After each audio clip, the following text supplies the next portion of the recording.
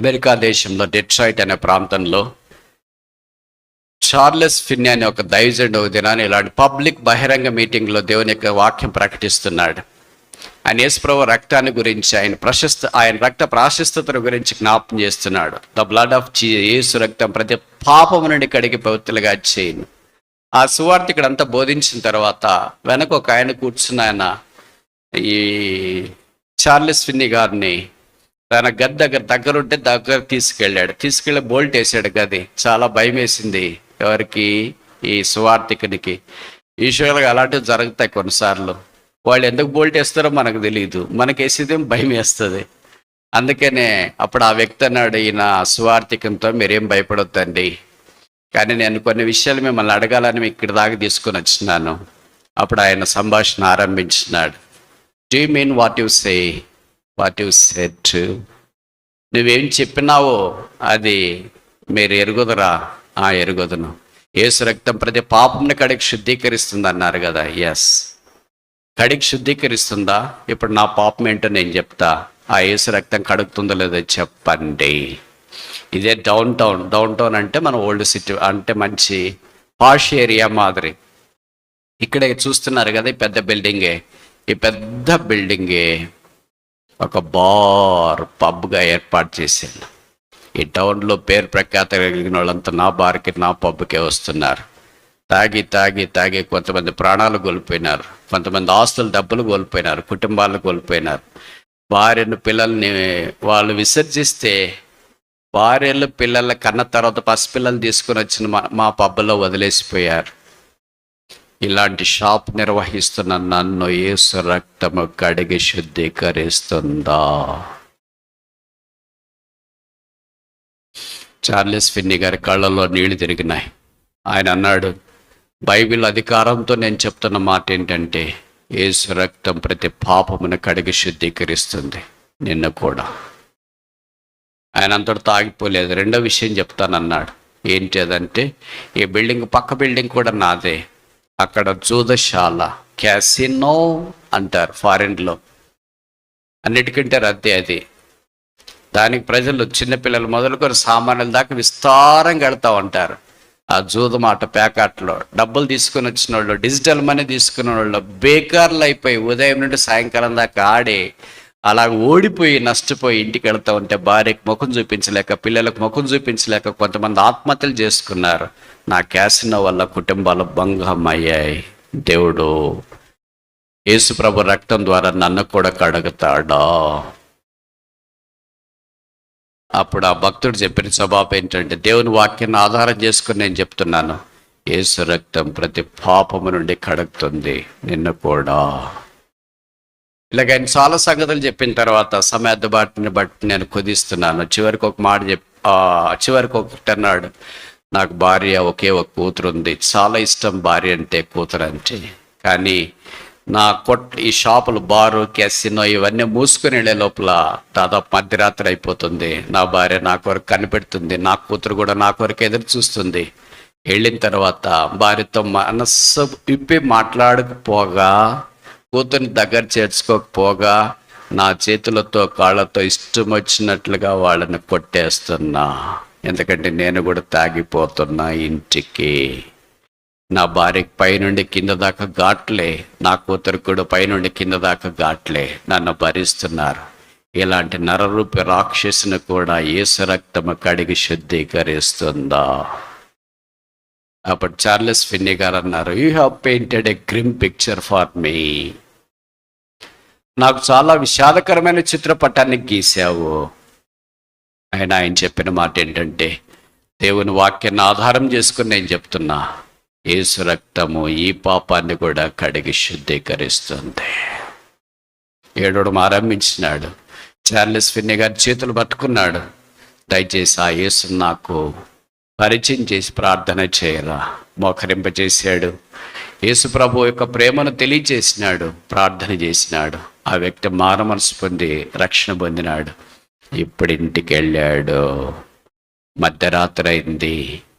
భార్య, కూతురు యథావిధిగా ఎదురు చూస్తున్నారు.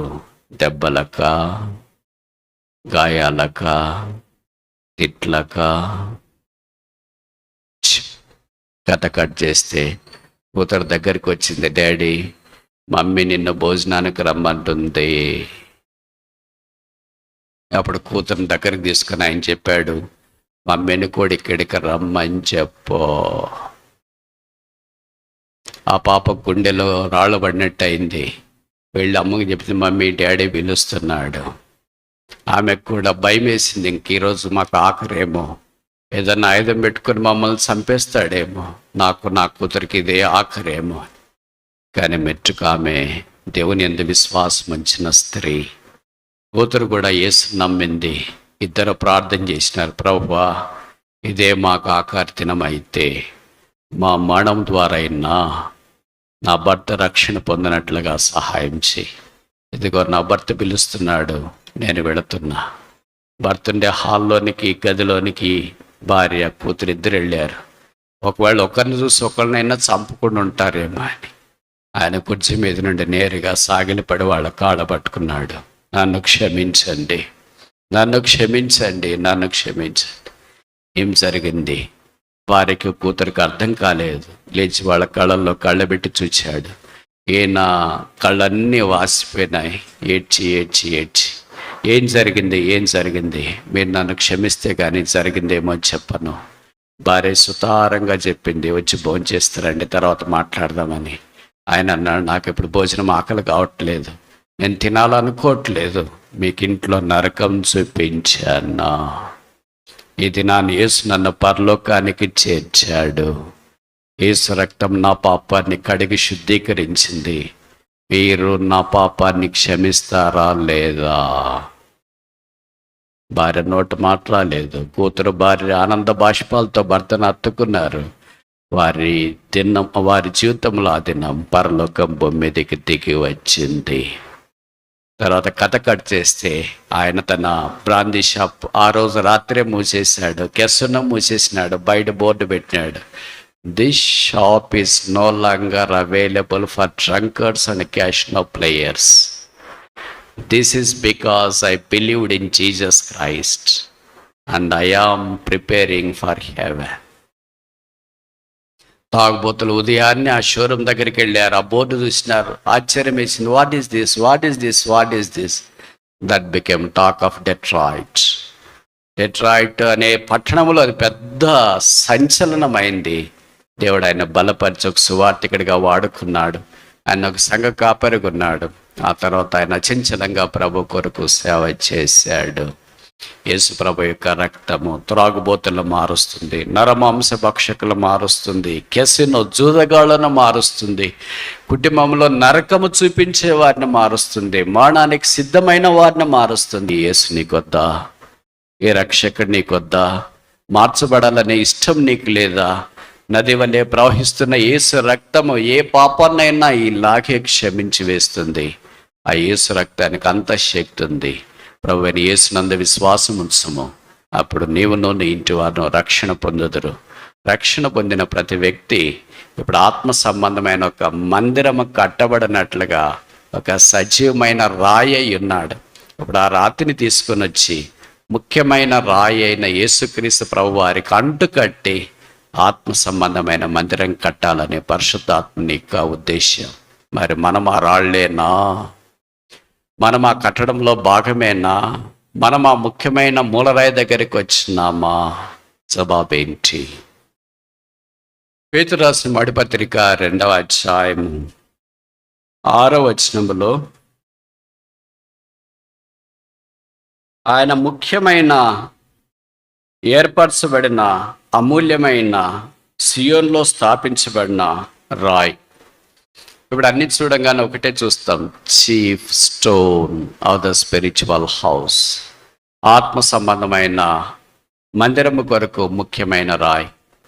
కింద 7వ వచనములో ఇల్లు కట్టు వారు ఏ రాత్రి నిషేధించారో అది మూలకి తలరాయి ఆయను. ఇది కొత్త నిబంధనలు 5 సార్లు ఉందని చెప్పాను, 4 సార్లే చెప్పాను, ఇంకోటి చెప్పలేదు. అది మీరే హోంవర్క్ ట్రై చేయండి. హోంవర్క్ అంతా ఆలోచించాల్సిన పని లేదు, ఇక్కడే ఉంది. 5వసారి పేతురు రాసిన మొదటి పత్రిక 2వ అధ్యాయము 7వ వచనం 5వసారి రాయబడుతూ వచ్చింది. సరే, ఇప్పుడు 6వ వచనము పాత నిబంధనలు ఒకసారి మనకు కనిపిస్తుంది. యెషయా గ్రంథం 28:16, ఐజాయా చాప్టర్ 28 verse 16. యెషయా 28:16, ఐజాయా చాప్టర్ 28 verse 16. యెషయా 28:16. ప్రభువు యెహోవా ఇలాగ సెలవిచ్చున్నాడు, సియోన్లో పునాదిగా రాతిని వేసిన వాడను నేనే, ఆయన పునాది రాయి, ఫౌండేషనల్ స్టోన్. రాయి లేకుండా కట్టడం జరగదు. ఆత్మ సంబంధమైన రాయిగాని ఎందుకు చెప్పారు? ఆత్మ సంబంధమైన ఇటుక అని ఎందుకు చెప్పలేదు? సిమెంట్ దిమ్మె అని చెప్పలేదు. ఇప్పుడు నేను కొన్ని ప్రశ్నలు అడుగుతా, సూటిగా జవాబు చెప్పండి. రాతికి ఇటుక్కి తేడా ఏంటి? రాతికి సిమెంట్ దిమ్మలకి తేడా ఏంటి? యేసు ప్రభు ఏమో రాళ్ళతో కట్టాలనుకుంటాడు, సాతానుడేమో ఇటుకలతో కట్టాలనుకుంటాడు. యేసు ప్రభు కట్టడానికి, సంఘానికి, దేవుని యొక్క శరీరానికి సాదృశ్యమైన ఈ ఆత్మ సంబంధమైన మందిరాన్ని పాడు చేయటానికి సాతానుడు 2 సార్లు పాత నిబంధనలో ప్రయత్నం చేశాడు, ఓడిపోయాడు. ప్రభు ఏమో కొత్త కట్టడం కట్టాలనుకుంటే సాతానుడేమో మైదానంలో కొత్తవి తీసుకుని వచ్చినాడు. ఆదికాండం 11వ అధ్యాయంలో ఒక మైదానంలో బబులోనులో వారు ఒక గొప్ప గోపురం, టవర్ ఆఫ్ బాబెల్ గోపురం కట్టాలని అనుకున్నారు. ఆ గోపురం తర్వాత ఏమైందో నాకంటే మీకు బాగా తెలుసు. Every structure that is built against that structure of the church of God will be nullified. దేవుని సంఘానికి వ్యతిరేకంగా మానవుడు కింద నుండి పైకి ఆకాశమనంటే కట్టడం కట్టాలనుకున్నదంతా అది భంగం అయిపోతుంది. అది మైదానములో కట్టబడింది. అలాగే దానియేలు గ్రంథం నాకు తెలిసి 3వ అధ్యాయంలో దురాయన మైదానం దగ్గర ఒక పెద్ద విగ్రహం ఏర్పాటు చేసినారు. అది కూడా ఆకాశాన్ని అంటేటట్టుగా చేశారు. 11వ అధ్యాయంలో షినార్ బాబులోను మైదానంలో ఉంది. 3వ అధ్యాయం దానియేలులోనంటే ఆ మైదానంలో ఉంది. మైదానంలో మనుషుడు ఏం చేయాలని కోరుతున్నాడంటే కట్టాలని కోరుతున్నాడు. దేవుడు మైదానంలో మోషేకు ప్రత్యక్షత అనుగ్రహించలేదు. మోషే కొండ మీదకి రా. ఎందుకు ప్రభువా? 25వ అధ్యాయం నిర్గమకాండం 8వ వచనమా, I want to dwell among thy people, let them make me a sanctuary that I may dwell among them. నేను వారి మధ్యలో నివసించినట్లు వారు నాకు ఒక పరిశుద్ధ స్థలం నిర్మించవలను. మైదానం మీద కాదు, కొండ మీద ఈ ప్రత్యక్షత వచ్చింది. అందుకే ఎబ్రీ పత్రికలో రాయబడుతూ వచ్చింది, కొండ మీద నేను నీకు చూపిన మాదిరి చొప్పున పరిశుద్ధమైన స్థలము కట్టుట కొరకై జాగ్రత్త పడము. Every structure that is built on the plains is nothing but a structure of Babylon. Every structure that is built on the mount is a structure of New Jerusalem. మైదానం మీద కట్టేదంటే అర్థం ఏంటి? భూ సంబంధమైన కట్టడం అంతా బబులోను కట్టడం. కొండ మీద కట్టబడే కట్టడం అంతా పరిశుద్ధమైన నూతన యెరూషలేము అనే ఆత్మ సంబంధమైన కట్టడం.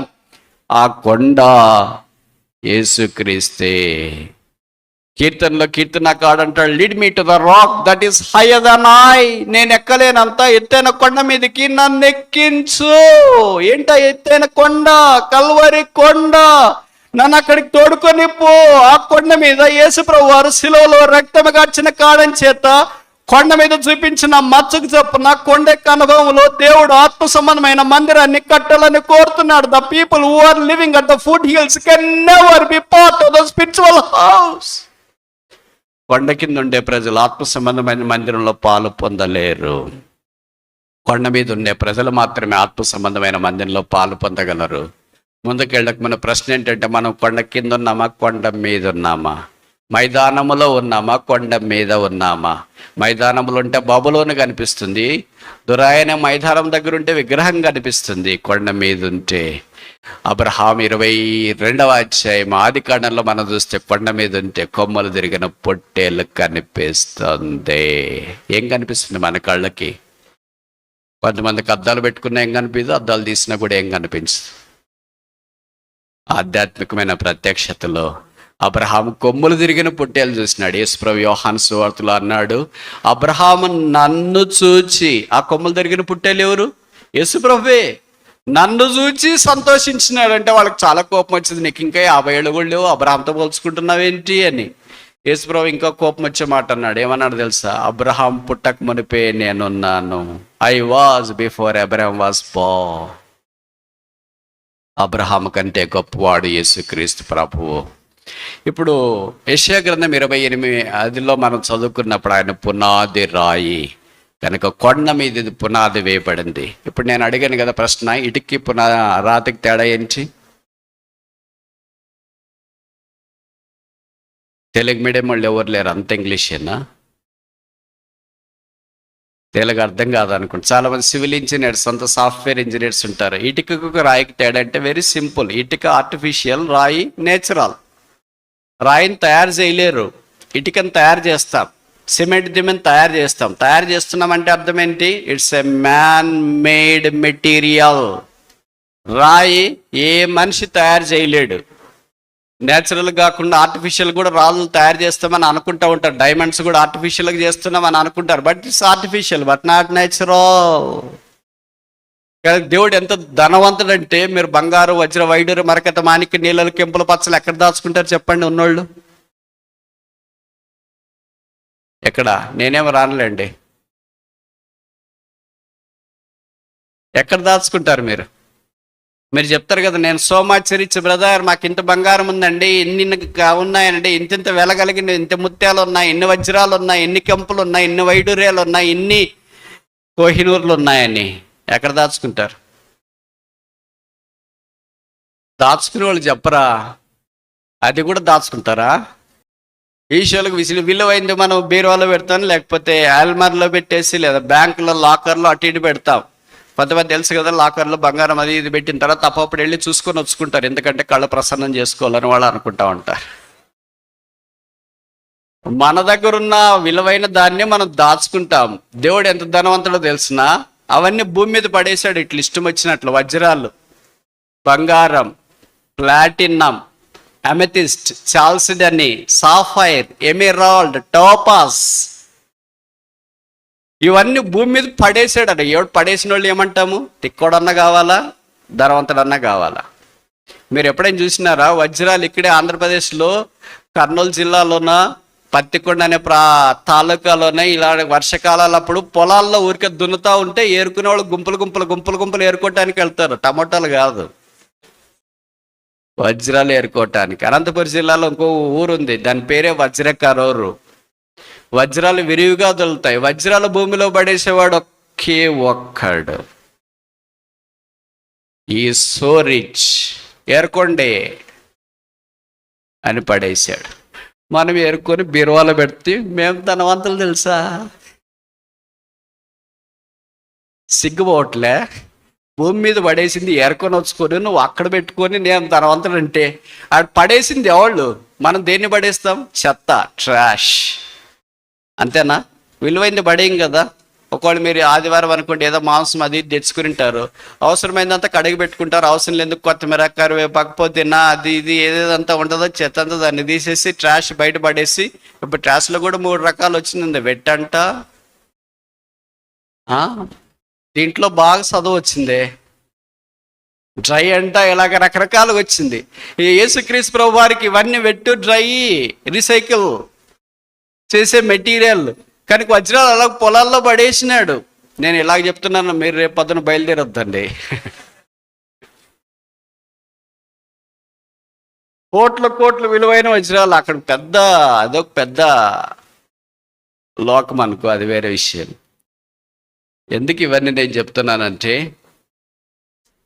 దేవుడు ఎంత గొప్పవాడు మనిషి నోరు వివరించలేదు. కొంతమంది అంటారు కదా, యేసుప్రభుని నమ్ముకోయా పాప క్షమాపణ ముందు అంటే, ఆ దేవుడు ఎవరో నేను పూర్తిగా అర్థం చేసుకుంటే కానీ నమ్ముకోను. కొంతమంది రక్షణ పొందిన వాళ్ళు బాప్తిసం తీసుకోంటే, ఆ దేవుడేమో నా పూర్తిగా గ్రహింపులోనికి వస్తే కానీ నేను బాప్తిసం తీసుకోను. కొంతమంది పరిచయంలో పాలు పొందొచ్చు కదయ్యా, మీరు రక్షణ పొందినారు, బాప్తిసం తీసుకున్నారు, మందిరానికి వస్తున్నారంటే, ఆ దేవుడేమో పూర్తిగా తెలుసుకోవాలి బ్రదర్ అంట. ఆయన నాకు అర్థమైతే ఈ can be no God at all. ఆయన నాకు అర్థమైతే ఆయన దేవుడే కాడు, ఆయన కూడా మనిషే. He can be a man because I can understand what he is, who he is, how he is, where he is, what does he do. ఓ మనుష్యుడా, దేవుని ఎదుట నిరుద్ధరుడవై ఉన్నావు. దేవుడు చేసిన ఈ సృష్టి విశాలమంతా నీకు అర్థం కాదే. అసలు నీ పైనుండి కింద దాకా నీ రూపమే నీకు అర్థం కాదే. నువ్వు తిన్న ఆహారం ఎలాగ మలమవుతుందో నీకు అర్థం కాదే. నువ్వు పీల్చుకునే గాలి ఎలాగ నీ శరీరంలోనికి ప్రవేశించి నీకు ప్రాణం ఇస్తుందో నీకు తెలియట్లేదే. నీ ప్రాణవాయువు 2 నిమిషాలు ముక్కు పట్టుకుంటేనే ఎగిరిపోతున్నావే. ఆ ప్రాణవాయువు జీవితంలో ఎలాగ పనిచేస్తుందో నీకు అర్థం కాదే. నిన్ను గురించి నీకే 10 ఏళ్ళు, 20 ఏళ్ళు, 30 ఏళ్ళు, 40 ఏళ్ళు, 50 ఏళ్ళు అయినా కూడా నీకు అర్థం కాకపోతే దేవుడు నీకు అర్థం కావాలని నువ్వు కోరుకోవడము శోచనీయము కాదా? అజ్ఞానం కాదా? తెలివి తక్కువతనం కాదా? ఇది అవివేకం కాదా? కానీ నువ్వు దీనికి ఏమైనా కోటింగ్ పూసుకుంటున్నావు అంటే, నేను జ్ఞాని, నాకు లాజిక్ తెలుసు, నాకు అపాజిటిక్ తెలుసు, I want to know God fully brother. How can you know God fully brother? It is impossible for any human being to know God fully. If I can know God fully, he can be never a God. పక్కనున్న స్నేహితులు మీకు పూర్తిగా అర్థమయ్యారా? పొరుగు వారు పూర్తిగా అర్థమయ్యారా? ఆఫీసులో colleagues పూర్తిగా అర్థమయ్యారా? ఎన్నేళ్ళ నుండి పనిచేస్తున్నారే, రిటైర్డ్ అయ్యేదాకా వచ్చినారే, వాళ్ళు మీకు అర్థమయ్యారా? No, nobody can never be fully understood. ఒక్క పాపాత్ముడైన మానవుడే నీ పక్కనుంటే నీకే పూర్తిగా అర్థం కానప్పుడు, ఆ పాపము లేని పాపరహితుడైన దేవుడు ఆకాశం సింహాసనం, భూమి పాదపీఠముగా చేసుకుని సమస్తాన్ని మహత్తుగల మార్చేత ఏర్పాటు చేసి నిర్వహిస్తూ, నక్షత్రాలకు పేర్లు పెడుతూ, సముద్రాలకు అద్దులు నియమిస్తూ, భూమిని త్రాసులో పెట్టి తూచ సమర్థుడైన దేవుడు ఈ పాపాత్ముడైన మానవునికి పూర్తిగా అర్థం కావాలంట. అప్పుడు నమ్ముకుంటాడంట, అప్పుడు బాప్తిసం తీసుకుంటాడంట, అప్పుడు మందిరానికి వస్తాడంట, అప్పుడు సేవకు వస్తాడంట, అప్పుడు పరిచయం చేస్తాడంట. అవివేకైన మానవుడా, నీ జవాబు ఎక్కడ నిలుస్తుంది? నీ తర్కం ఎక్కడా? ఆయన పునాది రాయి ఈజ్ అ ఫౌండేషనల్ స్టోన్. ఇది సాల్వేషన్, రక్షణ గురించి మాట్లాడుతుంది. ఇంకా ప్రభుని ఎరగకపోతే, పునాది మీదకు నువ్వు రాకపోతే, ప్రభుని యేసునందు విశ్వాసం ఉంచు, అప్పుడు నువ్వు నీ ఇంటి వారిని రక్షణ పొందుదురు. 6000 సంవత్సరాల మానవ చరిత్రలో 250 దేశాల్లో 8 బిలియన్ల ప్రజల మనస్సంతా కలిసి దేవుని అర్థం చేసుకోవటానికి ప్రయత్నం చేస్తే ఒక అణువు, ఒక పరిమాణం అంత మాత్రమే అర్థమవుతుంది. కానీ ఆయన పూర్తిగా అర్థం కాడు. అందుకే పౌలు రాస్తాడు రోమపత్రికలో, ఆయన అగమ్య గోచరుడు, is unsearchable, he cannot be understand. That is what God is. దేవుని గురించి ఎరకలోనికి, జ్ఞానంలోనికి నువ్వు రావాలని కోరుతున్నా. యెషయా గ్రంథం 28వ అధ్యాయం 2వ సంగతి చూస్తామా? ఐజాయా చాప్టర్ 28 16వ వచనం. ఐజాయా చాప్టర్ 28 verse 16 3వ వరుస. అది పరిశోధించబడిన రాయి, టెస్టెడ్ స్టోన్. పరిశోధించబడింది, ఆయనలో పాపము లేదని. సాతానుడు యేసు ప్రభు దగ్గరికి వచ్చినాడు. అపవాది ఆయన శోధించడానికి కొనిపోయాడు. రొట్టెల సంగతి మాట్లాడాడు, కొండ మీద నుండి దూకమని చెప్పినాడు, భద్రత కాపుదల గురించి మాట్లాడుతూ వచ్చినాడు. ఆ తర్వాత యేసు ప్రభు వారు ఇలాగ రాయబడింది అని చెప్పిన తర్వాత వాడు వెళ్ళిపోయాడు. యేసు ప్రభు వారు టెస్టెడ్ అండ్ అప్రూవ్డ్. ఒక మెటీరియల్ మనం తయారు చేసిన తర్వాత దానికి ఒక మార్క్ వేస్తారు, టెస్టెడ్, ఓకే. ఒకళ్ళు టెస్ట్ చేస్తారు, ఓకే వేస్తారు. అలాగే యేసు ప్రభు వారు టెస్టెడ్, దేవుని ద్వారా పంపించబడినవాడు. అందుకే యేసు ప్రభువుని గురించి దేవుడు అన్నాడు, ఈయన నా ప్రియ కుమారుడు, ఎందు నేను ఆనందించున్నాను, ఈయన మాట వినుటే. ఈ టెస్టెడ్ మనకి జ్ఞాపకం చేసి శాంక్టిఫికేషన్, పరిశుద్ధతను జ్ఞాపకం చేస్తుంది. ఏదైతే పరిశుద్ధపరచబడుతుందో అదే నిలుస్తుంది. అందుకే పేతురు రాశాడు, అగ్ని వంటి మహాశ్రమల్లో సువర్ణం వలె ఆ మలినాలన్నీ తీసివేయబడి, all impurities will be expelled from a pure war. ఆ మూలకములో నుండి అన్ని ఇంప్యూరిటీస్ అన్ని తొలగించబడిన తర్వాత ఆ మూలకం ప్రశస్తమైనదిగా నిలబడుతుంది. దాన్నే మేలిమి బంగారము. ప్రతి విశ్వాసలోని ఆ ఇంప్యూరిటీస్ అంటే కానిది, అపవిత్రమైనది తొలగించుట కొరకే ప్రభు వాడుకుంటూ ఉన్నాడు. దీన్నే అగ్ని అని అంట. మళ్ళా నేను చెప్తా, ఎంతసేపు చెప్పాలన్నా సువార్త ఇష్టమే. నువ్వు రక్షణ పొందేదాకా చెప్పాలనుకుంటున్నా. నువ్వన్నా జరగాల, నేను చెప్పే సువార్తన జరగాల. తర్వాత చూస్తామా? యెషయా 28:16 3వ వరుస. అమూల్యమైన రాయి, ప్రెషస్ స్టోన్. ఆయన విశ్వసించు వారికి అమూల్యమైన వాడు. టాక్స్ అబౌట్ శాంక్చురీ, ఆయన పరిశుద్ధ స్థలాన్ని గురించి మాట్లాడుతుంది. 4వది బహుస్థిరమైన పునాది, స్టేబుల్ స్టోన్. ఆయన స్థిరమైన పునాది, బహుస్థిరమైన పునాది. 5వది ఆఖరిది మూలరాయి, corner stone. Talks about the strength. మూలరాయి ఎందుకు పెడతారు? బలం. మూలరాయి లేకపోతే అంత కూలిపోద్ది. ఇప్పుడు 5 రకాలైన రాళ్ళు 16వ వచనంలో చెప్పబడినట్లు మనకు ప్రస్తావించబడింది. విశ్వసించువాడు కలవరపడ్డని ఏషియాలో ఉంది. పేతుల్లో విశ్వసించువాడు సిగ్గుపడాడు. ఏది కరెక్టు?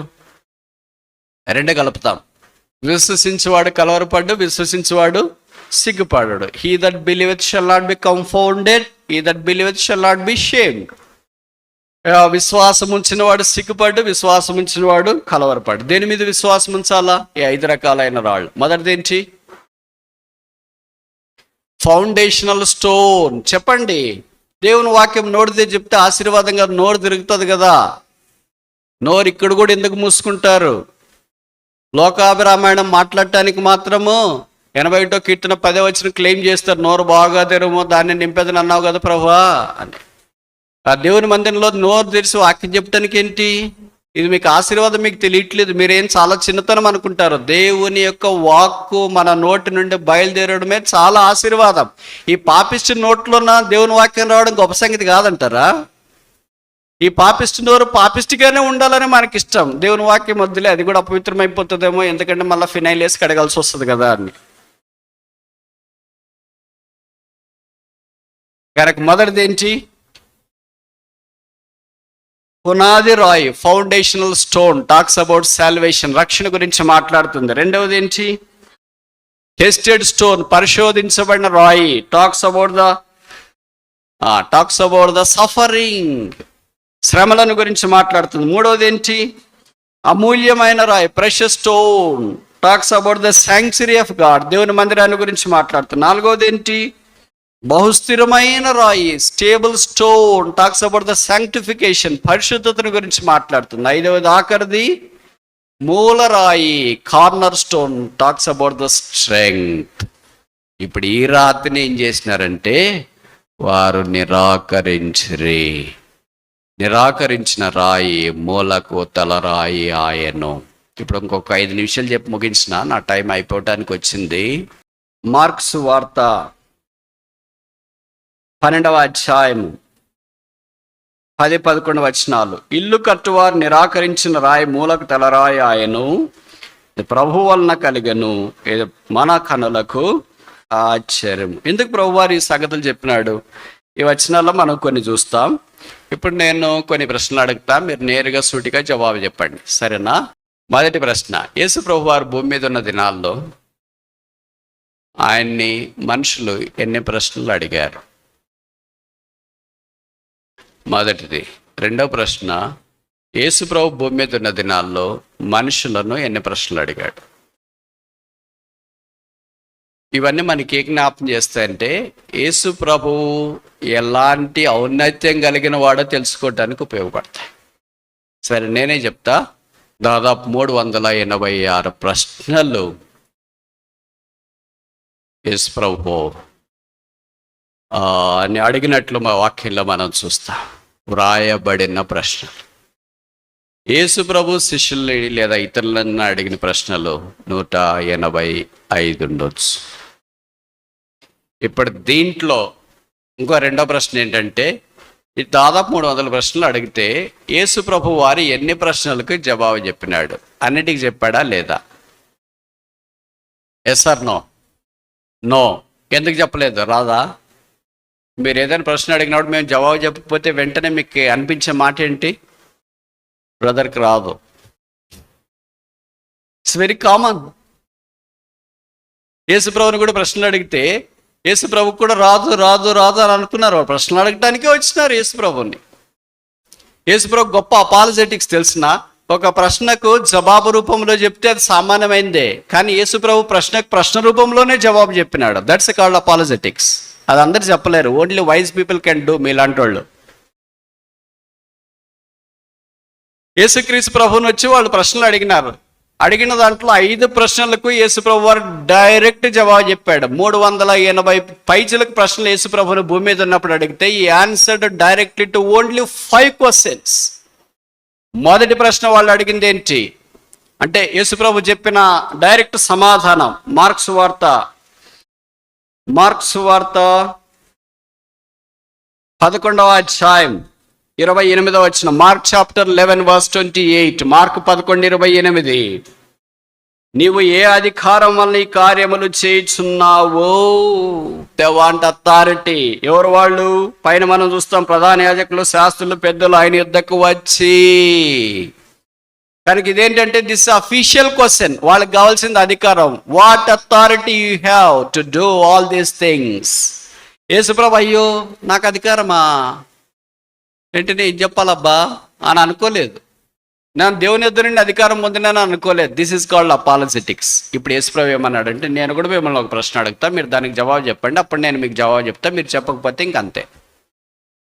అప్పుడు వాళ్ళని ప్రశ్న అడిగినాడు. యోహాను యొక్క బాప్తిస్మం యోహానుదే దేవుని యొద్ద నుండి వచ్చిందా అని.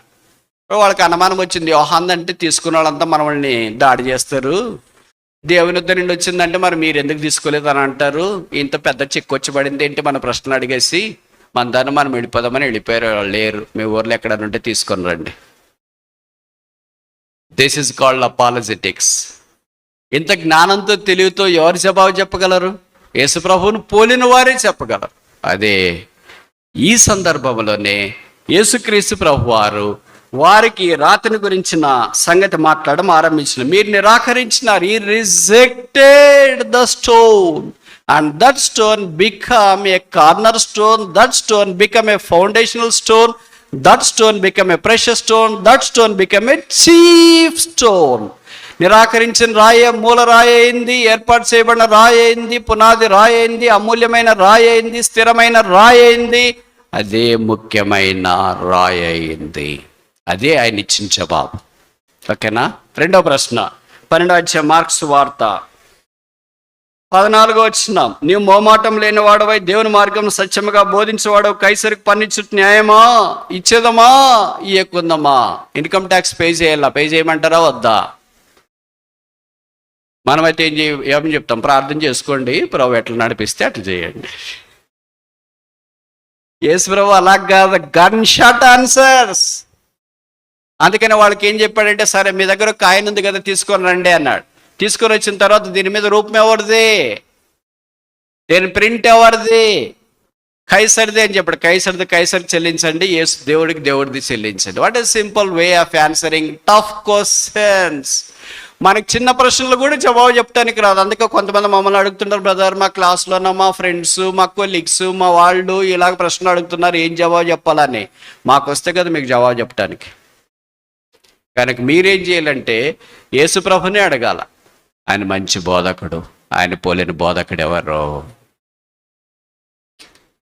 ఈ వాక్యం చదవాలా, ప్రభు ఎలాగ స్పందించినాడు అనేది. మనకు చదవటానికి టైం లేదు, క్యాలెండర్ వాక్యం చూసుకోవడమే కష్టమైపోతుంటే రోజు ఇవన్నీ చదివి అనలైజ్ చేసుకొని ఎప్పుడు దీంట్లో మనం ఎదుగుతాం, ఎప్పుడు ఫలిస్తాం, ఎప్పుడు ఆత్మ సంబంధమైన మధ్యంగా కట్టబడతాం. వాక్యం చదువుతున్నప్పుడు ఒక అవగాహన, ఒక లైట్ రావాలా. రావట్లేదేంటి? కొంతమంది వాక్యం చెప్తుంటే మనకు అనిపిస్తుంది, ఇది నేను ఎన్నిసార్లు చదివానో నాకు అర్థం కాలేదేంటి, వీళ్ళు ఇలాగ చెప్తున్నారేంటి, ఇంత మధురంగా చెప్తున్నారేంటి, ఇంత అద్భుతంగా చెప్తున్నారేంటి అని మనకు అనిపిస్తుంది. కొంతమంది చెప్తుంటే మనకేమనిపిస్తుందంటే ఇది కూడా ఇట్లా చెప్పొచ్చా? ఇవన్నీ కారణాలు ఏంటంటే మనకి వాక్యం మీద సరైన అవగాహన లేదు. ఇప్పుడు ఈ ప్రశ్న ఏంటి? 12వ అధ్యాయం మార్క్స్ వార్తలో ఇట్స్ ఏ పొలిటికల్ క్వశ్చన్. ఎవరికి? మేము పన్ను చెల్లించాలి. కైసరుకా దేవుడికా? ఈ రూపము పై వ్రాత ఎవరిదని వారిని అడగగా వారు కైసరుదని, అందుకేసు కైసరు కైసరికి దేవుని దేవునికి చెల్లించడని వారితో చెప్పగా of all 300+ questions he answered directly only 5 questions and the second question is this one. This is a political question. మూడో ప్రశ్న చూస్తామా? లూకా సువార్త 12వ అధ్యాయం 23వ వచనం. లూకా 12:23. పునరుత్థానమందు వారిలో ఎవరికి ఆమె భారీగా ఉండును. వాళ్ళకి కుటుంబాన్ని గురించి, భార్య భర్తల గురించి వాళ్ళకి చాలా ప్రాబ్లం ఉంది, అందుకనే ఇక్కడికి వచ్చినారు. చాలా మందికి ఇదే ప్రాబ్లం ఉంటుంది. ఇక్కడ కూడా. అందుకే వాళ్ళు ప్రాబ్లం తీసుకొని వచ్చినారు. ఏం లేదండి, ఒక దంపతులు ఉన్నారు, భార్యాభర్తలు. తర్వాత భర్త చనిపోయాడు, అమ్మాయి అలాగే ఉండిపోయింది, వాళ్ళ తమ్ముడు ఉంటే వాళ్ళు పెళ్లి చేసుకున్నాడు. అలాగా 7 మంది దాకా పెళ్లి చేసుకున్నారు. ఇప్పుడు పునరుత్థానం వస్తుంది కదండి, ఈ అమ్మాయి ఎవరికి భార్య అవుతుందండి అని చెప్పారు. అబ్బా, వీళ్ళు అనుకున్నారు వచ్చేటప్పుడు ఎంత టఫ్ క్వశ్చన్ చూడు, యేసు ప్రభు దెబ్బకి సెట్ అయిపోతాడు అనుకొని వచ్చినారేమో. యేసు ప్రభు ఎంత సింపుల్గా వాళ్ళకి జవాబు చెప్పినాడు. పునరుత్థానంలో పెళ్ళి అనే సంగతి ఏం లేదు, ఎవరు భార్య ఎవరు భర్త అనే సంగతి లేదు, దాని గురించి మీకు ఎందుకనైనా బాధ, మీ పని చూసుకోవచ్చు కదా. చాలాసార్లు అనవసరమైన ప్రశ్నలతో యేసు ప్రభుని రాయబడింది, ఆయన ప్రశ్నలతో ఇరుకు పెట్టించాలని వచ్చినారు. దిస్ రిలీజియస్ క్వశ్చన్, మతపరమైన ప్రశ్న. 4 చూస్తామా? మార్కు 12:28. Mark chapter 12:28. శాస్త్రుల్లో ఒకడు వచ్చి వారు తర్కించుట విని ఆయన వారికి బాగుగా ఉత్తరం ఇచ్చాను. ఎలాగ ఉత్తరం ఇస్తున్నాడు? గన్ షాట్ జవాబ్. ఒక్కసారి ఆ జవాబు చెప్తే ఇంకా వాళ్ళు నోరు మెదపటానికి కూడా లేదు, మాట్లాడటానికి కూడా లేదు. They were speechless, dumb, voiceless. That is the power of Jesus Christ. యేసు ప్రభు యొక్క జవాబులో ఉన్న శక్తి అది. ఇప్పుడు వాళ్ళు ఏమని అడిగారంటే, ఆజ్ఞల్లో ప్రధానమైనది ఏది? ఎక్కడ సుట్టు తిరిగి అక్కడికి వస్తున్నారు. వాళ్ళు ఏమనుకుంటున్నారంటే చాలా ప్రశ్నలు అడుగుతున్నారు, రాసుకుని వచ్చినాయి, ఏమనుకున్నా సాఫ్ట్ కాపీ కూడా అనుకున్నారు, కానీ తేలిపోతుంది వాళ్ళది. Which is the prominent commandment. యేసు ప్రభు దాని గురించి మీరు అంత ఎందుకు చేస్తారయ్యా? టూ మచ్ ఓవర్ యాక్షన్ చేస్తున్నారు. అందుకని యేసు ప్రభు దానికి జవాబు చెప్పినాడు, ఏంటి లేదు, 2. నీ దేవుడైన యెహోవాను ప్రేమించుడి, నీ పొరుగు వారిని ప్రేమించుడి. నీవు చెప్పిన మాట సత్యమే. This a personal question. ఇప్పుడు 4 ప్రశ్నలు చూస్తున్నాం. యేసు ప్రభు జవాబు ఇచ్చిన అన్ని మార్కే రాశాడు, ఒకే దగ్గర రాశాడు. అంటే మార్క్ ఈ రాయని గురించి ఎంత మనకు జ్ఞాపకం చేస్తున్నాడు చూడు. మొదటిదేంటి?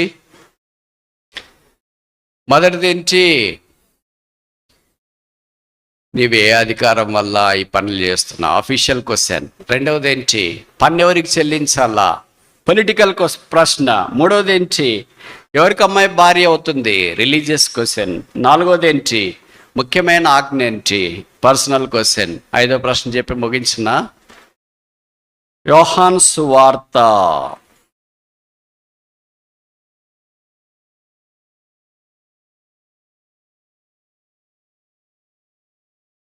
18వ అధ్యాయము, జాన్ చాప్టర్ 18 verse 38, ఆఖరి భాగం. పిలాతు యేసును చూచి సత్యం అనగా ఏంటి? What is truth? ఈ ప్రశ్న ఏంటి? Philosophical question. What is truth? యేసు ప్రభుకు వేసిన 380 పైచిలకు ప్రశ్నల్లో 5 ప్రశ్నలకు ఆయన నేరుగా సమాధానం చెప్పాడు. ఒక్కో రకమైన పర్స్పెక్టివ్లో ఉంది. ఆయన ఆత్మ సంబంధమైన మందిరముగా ఉంది. ఈ మందిరమే సత్యమునకు స్తంభము. What is truth? సత్యం అనగా ఏంటి? యేసుప్రభువే సత్యము. యోహాను సువార్త 14:6 ఐ ఆమ్ ద ట్రూత్. యోహాను సువార్త 17:17 దై వర్డ్ ఈస్ ట్రూత్. నీ వాక్యమే సత్యము, నీవే సత్యము. కనుక లోకమంతా ప్రశ్నల పరంపరతో ఉన్నప్పుడు ఈయన ముఖ్యమైన రాయి, చీఫ్ స్టోన్. మనం ఆత్మ సంబంధమైన మందిరముగా కట్టబడుతూ తిరిగి ఆయన దినాన్ని రాబోతున్నాడు. నూతనమైన యెరూషలేము భౌతికమైన కట్టడం కాదు, అది పరసంబంధమైన కట్టడము. దేవుడు దేనికి శిల్పి నిర్మాణకుడు అయినాడు. ఆ పునాదులు గల పట్టడం కొరకు ఎదురు చూస్తున్నా మనమందరం ఉన్న పాటను ఆయనతో ఉండటానికి కొనిపోబడతాము. యోహాను రాసిన 3వ పత్రిక 3వ అధ్యాయంలో చెప్పబడింది, we do not know what we shall be. మనం ఏమవుతామో ఎరగము, కానీ ఆయన ప్రత్యక్షమైనప్పుడు 3 సంగతులు జరుగుతాయి. we shall see him. మనం ఆయన్ని చూస్తాము. ఎవరిని? మన కొరకే వధించబడిన దేవుని గొర్రెపిల్లను. ఈ భూమి మీద ఉన్న వ్యక్తులు రకరకాలుగా చూస్తూ వచ్చినారు. గొర్రెల కాపర్లు అయితే యేసు ప్రభువు వారు తొట్టిలో పడుకోబెట్టినప్పుడు మాంసపు ముద్దగా ఉన్నప్పుడు చూచారు. జ్ఞానులు అయితే తూర్పు దేశ జ్ఞానులు 2 సంవత్సరాల వయసు అప్పుడు యేసు ప్రభుని ఇంటిలో చూచారు. శిష్యులు అయితే సముద్ర తీరాన్ని యేసును చూచారు. కొంతమంది అయితే ఆయన కొండ మీద ప్రసంగిస్తున్నప్పుడు చూచారు. కొంతమంది అయితే యేసు కపెర్నహూములో ఉన్నప్పుడు చూచారు. కొంతమంది రోమా సైనికులు అయితే యేసుప్రభు వారు శిలువ మీద వేయబడినప్పుడు చూశారు. సైనికులు ఆయనను చూచి, కొంతమంది అయితే ఆయన సమాధి భద్రంగా ఉందని చూచారు. కొంతమంది ఆయన సమాధిలో నుండి లేవగానే చూచారు. ఖాళీ సమాధులు ఉన్నాయి, దేవతలు ఉన్నారు, పేద వస్త్రాలు అక్కడ కనిపిస్తున్నాయి. కొంతమంది ఆయన తిరిగి ఆరోహణ అవుతుంటే చూచారు. మనమైతే ఇవన్నీ చూడకపోయినా ఒక్కటి చూడనై ఉన్నాము. భూమి మీద పుట్టినప్పుడు చూడలేదు, జీవించినప్పుడు చూడలేదు, శిలువ మీదకి వెళ్ళినప్పుడు చూడలేదు, పునరుత్థానమైనప్పుడు చూడలేదు, ఆయన ఆరోహణమవుతున్నప్పుడు చూడలేదు. అయితే ఆయన ఒక రోజు దిగి రాబోతున్నాడు, అప్పుడు మనము చూస్తాం. What a glorious spectacular phenomenal sight is this. గొర్రెల కాపర్లకు లేని భాగ్యము, దేవదూతలకు లేని భాగ్యము, జ్ఞానులకు లేని భాగ్యము, శిష్యులకు లేని భాగ్యము, కొత్త నిబంధన దినాల్లో మరియా, మార్తా, మగ్దలేని మరియా, వీళ్ళకి లేని భాగ్యము, పిలాతుకు లేని భాగ్యము, దొంగలకు కుడి వైపున ఎడం వైపున దొంగలకు లేని భాగ్యము, పాపాత్ములమైన మనం ఆత్మ సంబంధమైన మందిరముగా కట్టబడుతున్న మనం ప్రభువారు వస్తే మనం ఆయన్ని చూస్తాము. What a glorious sight it is. చూడడం మాత్రమే కాదు, రెండోది చెప్పబడింది, మనం ఆయన వలె ఉంటాము. We shall be like him. ఆయన వలె ఉండుట ఎవరికైనా ఇష్టం లేదా? ఖచ్చితంగా అందరికి ఇష్టమే. ఇష్టం లేకపోయినా కూడా ఇష్టమే. ఆయన పరిశుద్ధత, ఆయన విధేయత, ఆయన తగ్గింపు, ఆయన దీనత్వం, ఆయన సాత్వికం, ఆయన ప్రేమ, ఆయన దీర్ఘశాంతం, అన్ని ఆయన లక్షణాలు మనం కలిగి ఉండనైనా. మూడవది, we shall be with him. ఆయనతోనే ఉంటాం. పాటలు పాటలు మాత్రం భలే పాడుతుంటాం. యేసుతో ఉండుట ఎంత మధురం, ఎంత ఓ దినాన ఇదంతా ఫుల్ఫిల్ కాబోతుంది. ఆ ప్రభుతో పాటు మనం సదాకాలం ఉంటాం. ఒక్కరోజు కాదు, ఒక వారం కాదు, ఒక సంవత్సరం కాదు, ఒక దశాబ్దం కాదు, నిత్యత్వంలో ఉంచా. దేవుడు మనకిచ్చిన ఆధిక్యత ఎంత గొప్పది. అటువలే మీరును ఆత్మ సంబంధమైన మందిరముగా కట్టబడుచున్నారు.